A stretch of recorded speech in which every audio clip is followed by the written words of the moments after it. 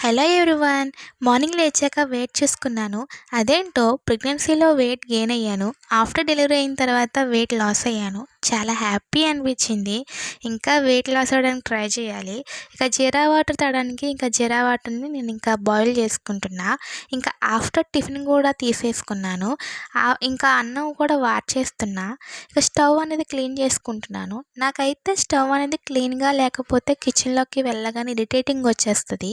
కిచెన్లో కూడా రాబుద్దవదు. కిచెనే కాదు, రూమ్స్, హోల్ హౌస్ అంతా క్లీన్గా ఉండాలనుకుంటాను. నాకైతే తీసిన వస్తువు తీసినట్లు దాని ప్లేస్లో పెట్టేయాలనుకుంటాను. ఇక స్టవ్ కూడా క్లీన్ చేసేసాక లంచ్ మెనూ వచ్చేసి చారు, mutton curry, keema, barley. Okay, video నచ్చినట్లయితే like, share, subscribe to my YouTube channel. Thank you for watching. Okay, bye bye.